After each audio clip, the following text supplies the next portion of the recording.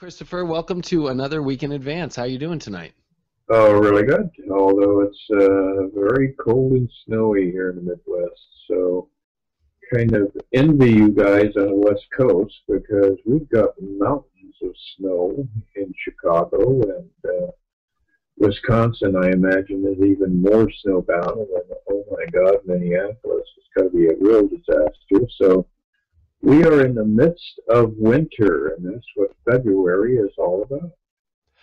We're getting a little bit of a rainstorm here. It's been chilly for our standards. It's been in the 60s, so we're joining the festivities, and I think we're in a really weird period astrologically. We've got a Mercury retrograde that has now begun as we step into the weekend, and we're in between a full moon, new moon energy. We just had the quarter square of the moon, and there's so many events that are going to take place here at the beginning of March, and I feel like we're in between the big buildup.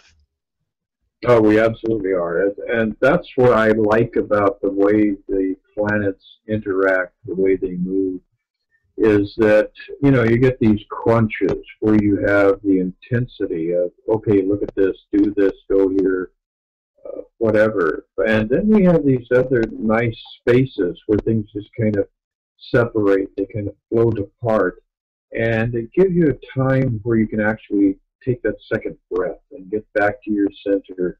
And I really see this week as starting out with a lot of that kind of relief energy. And of course, Mercury will be going retrograde just as it starts to kiss Neptune in Pisces. And that's very cool because there's going to be some interesting communication coming through, I think, from various sources that you don't normally listen to that will have spiritual overtones, that you may get that epiphany from, that aha experience. Yeah, this is also messages from the other side, messages deep in your soul.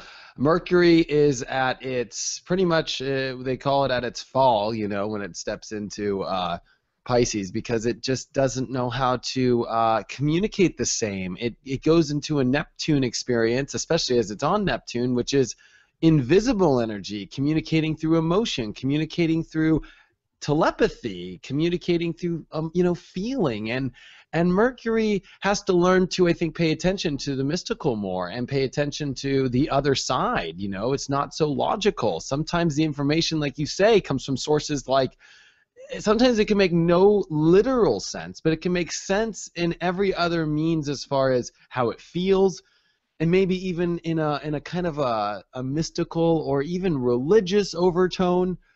There was just this big debate in the last 2 days on the internet with Bill Nye, the science guy, and I forgot the man's name, but he's all about creationists and how the Bible is what describes science, and they had a big debate, and I thought there's nothing more Mercury on Neptune ready to go retrograde in Pisces than a debate of science and God and how science should be used correctly. And I think that these are kind of big overtones in our life as we're all trying to understand, I think, so much of where we're going in our life, where are we going. There has to be this connection to our soul we need to reach.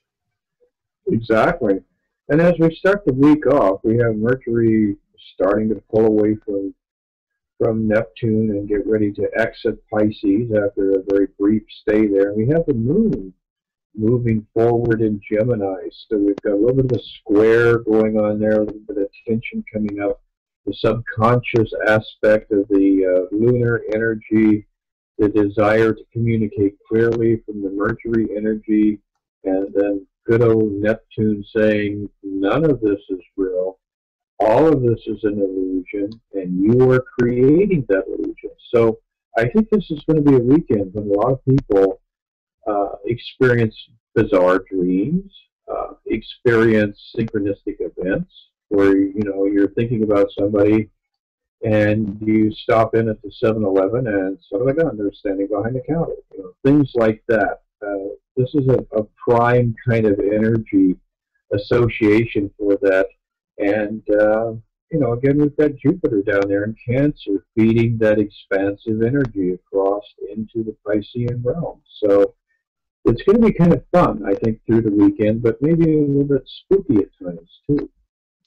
Yeah, that Gemini energy does bring the fun, and that spooky energy could be the misunderstanding of how to process everything. Because I think even though the sun's in Aquarius, the moon is going to trine it, and then of course we have Mars in Libra. There's this great grand trine, especially on Saturday. I think Saturday might make a little bit more sense as when it comes off that moon square Mercury, that moon square Neptune. That can be a very confusing transit. So I think Friday you really feel the Mercury retrograde. Like, whoa, this is just really off now. But I think that we get to more understanding it on Saturday when this grand trine does happen. And I think that there's this awareness intellectually that starts to come. And I think even though our minds are stuck in a retrograde, I think there's a lot to review in our life. I think there's a lot to look at in our soul, that there's been a lot of adjustments into this new year. You know, we stepped into a new moon in Capricorn. We had a big full moon in Cancer. We had a big new moon in Aquarius. And here we are now with like all this energy that has compounded us into the new year, and destiny and roads to take, and a Venus retrograde rearranging relationships and value systems that, you know what, we've gone through so much of this. It's time for our minds now to catch up and catch back up with our soul and really start to, you know, be clear inside. And I feel this weekend gives us an opportunity to logically somehow start to get it that we're taking these actions for certain reasons, and that there's a spiritual message behind that that we start to get to understand deeper than we have in a while with this Mercury retrograde. Yeah, absolutely. And, you know, one of the things that is continuing to unfold during all this other activity is we've got that Jupiter, Pluto, Venus opposition going on. Again, the activity is going from Cancer, that 4th house, to Capricorn, that 10th house. So there could be some rumblings within your home, within your nest, as we move through this next week, because it's, once again, we're going to have that opportunity and that kind of a growing desire to get rid of old stuff, to do more house cleaning, to take a look in the attic and see what's up there, and perhaps, you know, shove a bunch of stuff into the alley and wait for those gleaners that run up and down the alley with their pickup trucks to pick up all these things that we don't need anymore. So I think there will be a release cycle coming up because of that Jupiterian activity. Yeah, I think that especially with that Jupiter energy, it's getting ready for its station position. If we just take a look around at all the planets, Mars is slowing down heavily. Not this week, though. It's still got a couple more degrees to go. But Jupiter, you know, is at 11 degrees most this week. But right as we end this week we're talking about, Jupiter starts to slip into that 10th degree where it will sit for about 2 months, where it will do its position of getting into the direct motion. And then we have Saturn, which it's on its last degree, because middle of this week Saturn comes to 23 degrees where it will sit for the next couple months. And then we've got Pluto, which pretty much only has another couple months here of moving forward, and it will stop. So, you know, and now we've got a Mercury retrograde. The universe is really, I think, starting to freeze a lot of our lives and to starting to see this magical, you know, position we got to stick ourselves in. And that's the way the universe works. I feel if you really carve out the astrology over the whole periods of your life, you'll notice that the universe does a lot of shifting, but then it does bring us into these periods that feel like time capsules. And I believe that we're starting to become aware this week of what the time capsule that we're going to step into will be.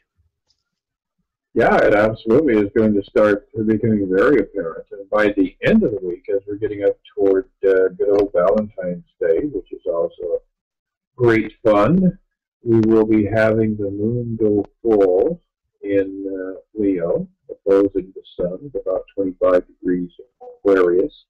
And that's going to fire off one of my favorite interactions. We've got Saturn there in Scorpio.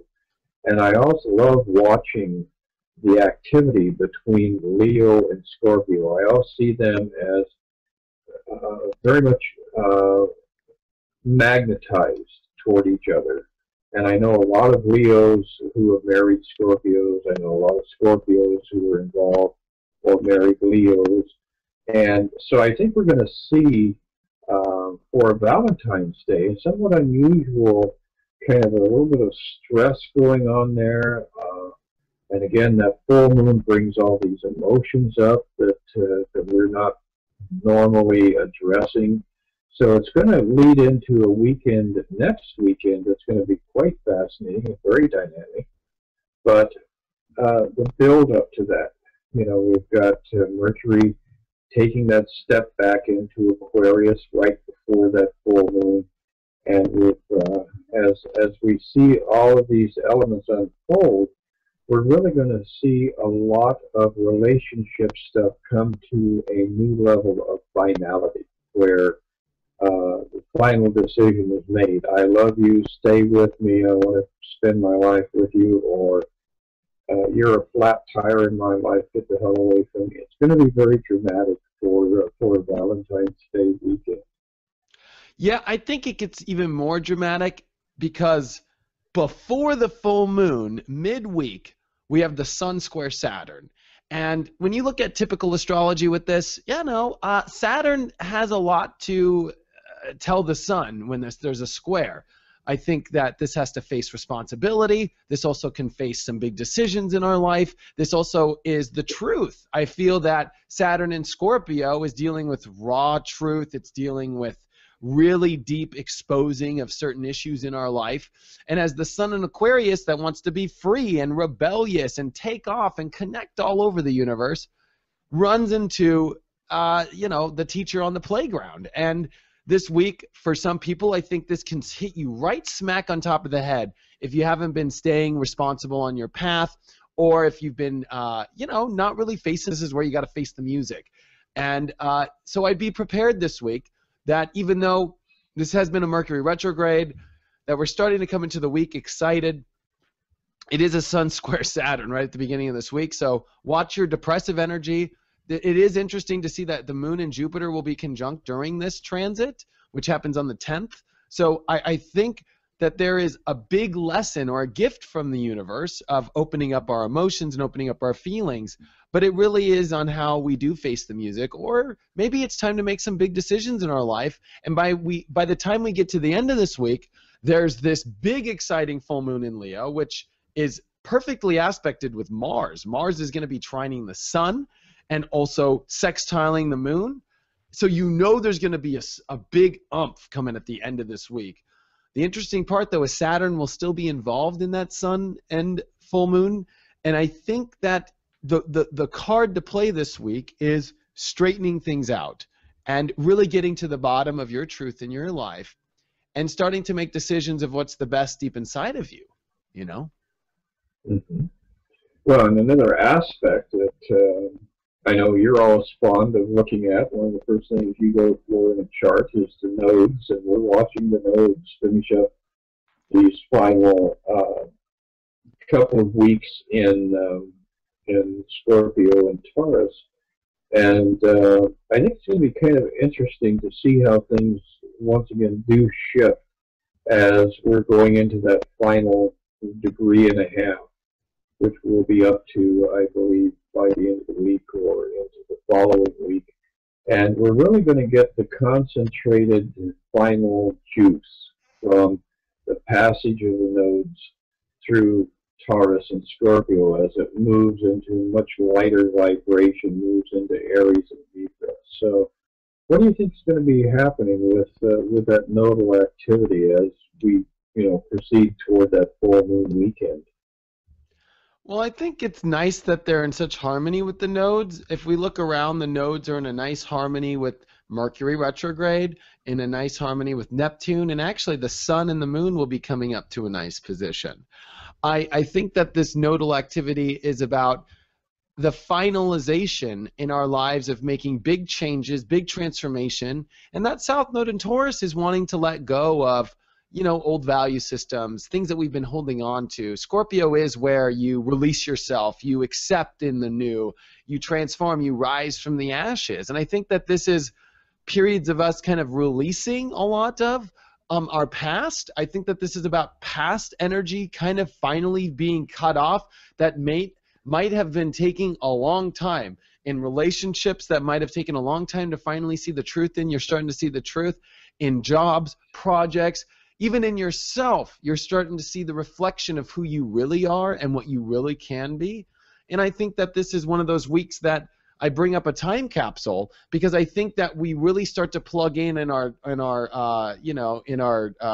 what's the in our DeLorean of exactly where we want to go, who we really are, what we really want to see. And I think we're getting to so close to that, especially a full moon in Aquarius Leo. Those are two signs that pretty much know what they want more than most of the other ones.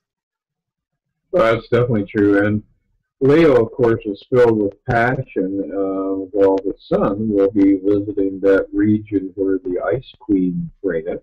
So, I always get a kick out of how remote Aquarians can be, that completely in disconnect from their emotional range. And at the same time, how Leos are frequently so filled with emotion that they will change the emotions of everybody else in the room simply by their presence. They don't have to say anything, they don't have to do anything. They just walk into a room and everybody goes, oh, I never noticed that. I'm feeling this way now. So, yeah, there is an intensity that we will be watching. The other thing that I wanted to mention briefly before we look at the cards is a little bit of an enigma. I'll put this out there for our listeners, our viewers, because from my perspective, I have always seen astrology as being a science that tells me what I am creating in my own future. In other words, I don't do things because the planets are in specific positions. I actually, by doing things, cause the planets to appear in those positions. And I think we as a collective forget that we are the ones who have orchestrated all this. We are the ones who have created the planetary movement. And our deeper motivational intention is to go through all of these different dramas and adventures and all these different aspects of creation. So I would be interested in our viewers giving us some feedback as to how they feel about that. Do you think that you are affected by the planets, or do you think that you are affected by the planets? Something to think about. That even's got me thinking there, Christopher. I think that that's a beautiful way of looking at it.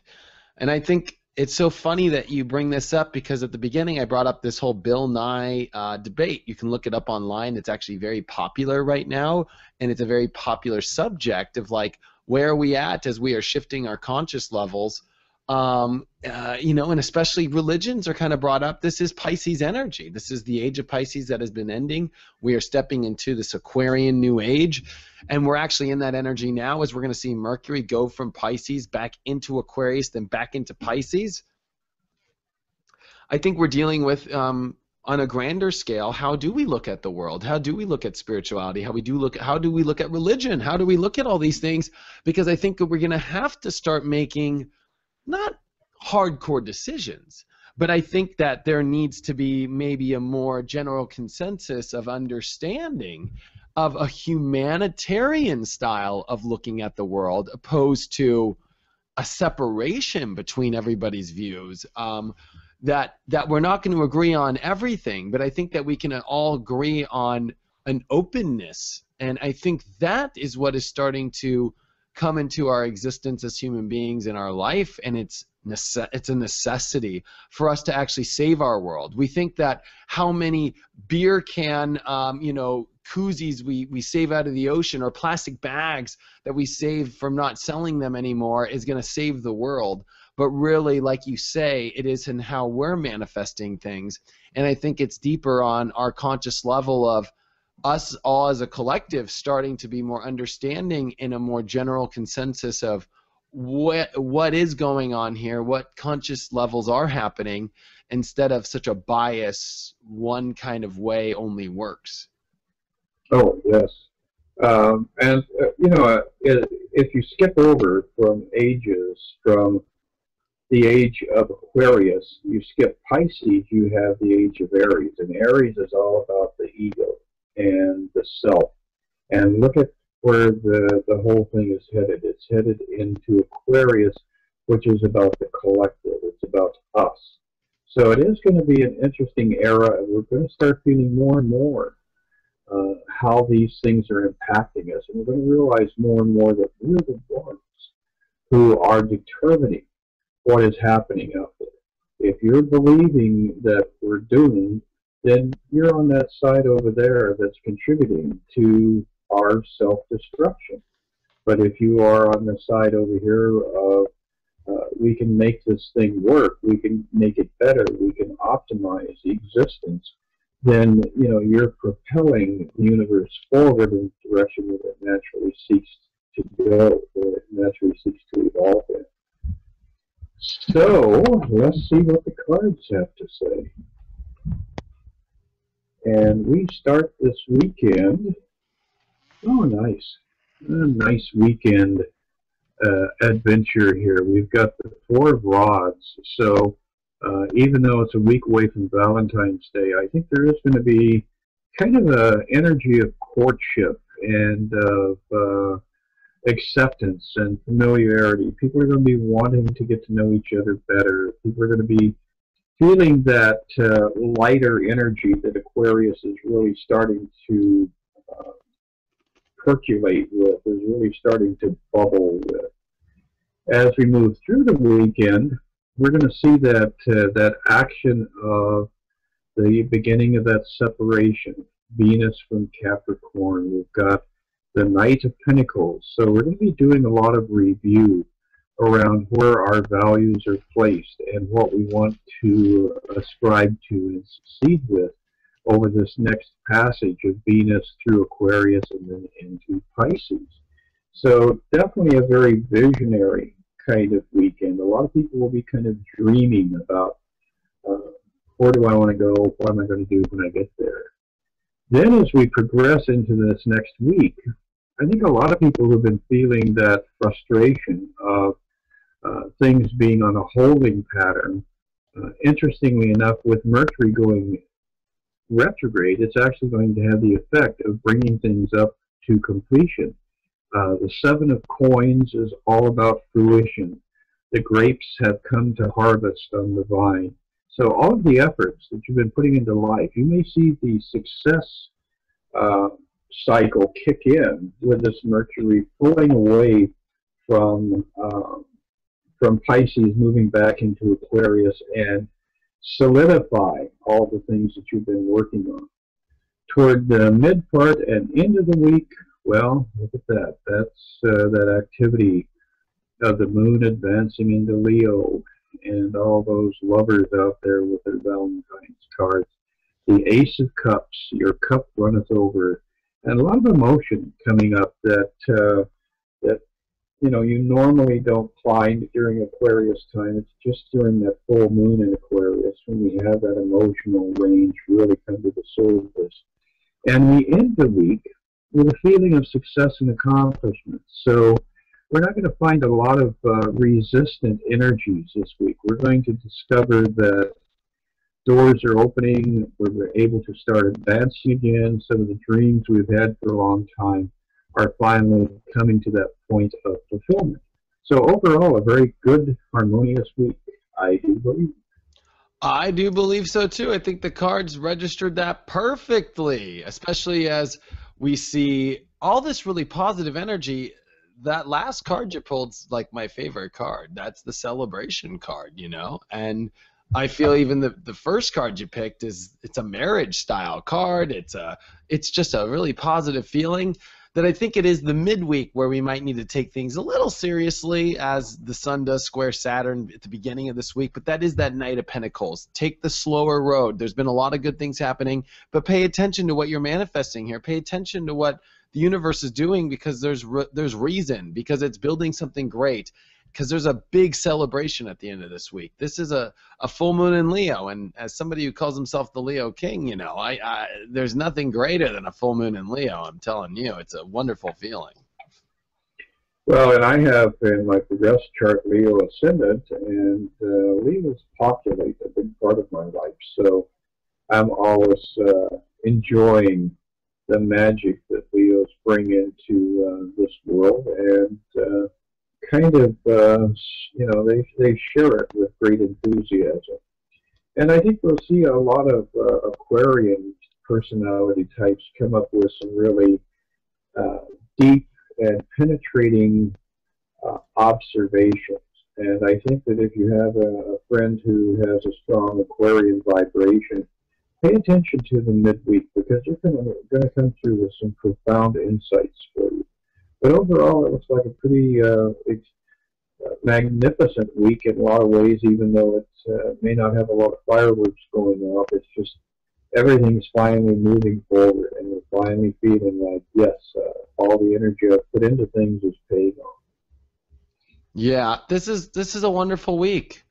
It really is. And I think if you're having a tough week, I would look at your own truth. And if you haven't been paying attention to what the universe has exposed as truth, if you're living in a lie, I'll just be honest, that's Sun square Saturn in Scorpio, as the Aquarian energy wants to connect you with this great electricity and this great insight. And there's so many epiphanies this week with a Mercury retrograde in Pisces going to leave into Aquarius, because we got to remember it leaves Pisces and steps into Aquarius by the end of the week.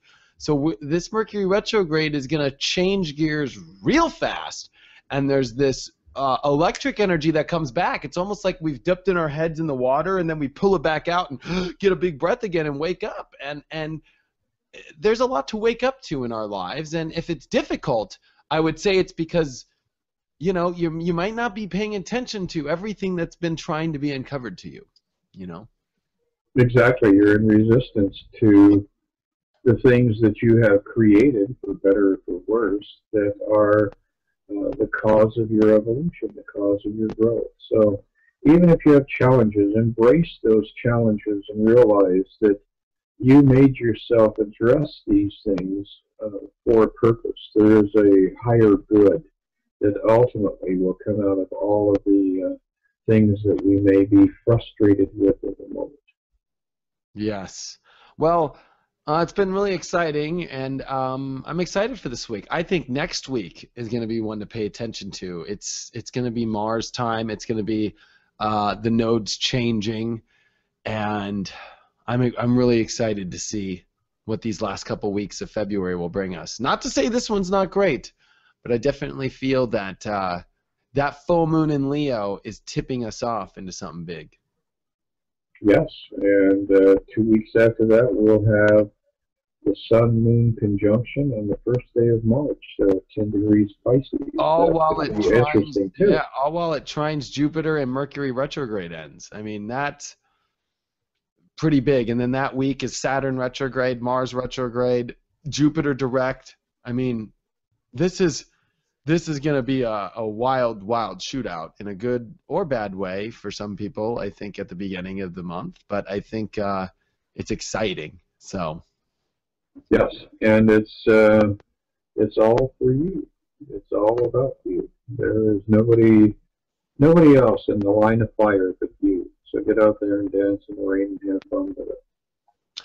Well, wonderful, Chris. It was great to see you again, and I will see you next week. Yes, looking forward to it, Dave. And get out there and have fun, but take a sweater. It sounds like California's getting cool. Yeah, I definitely got my sweater on, so. Great. All right, buddy. I'll talk to you then. You bet. Bye. Bye.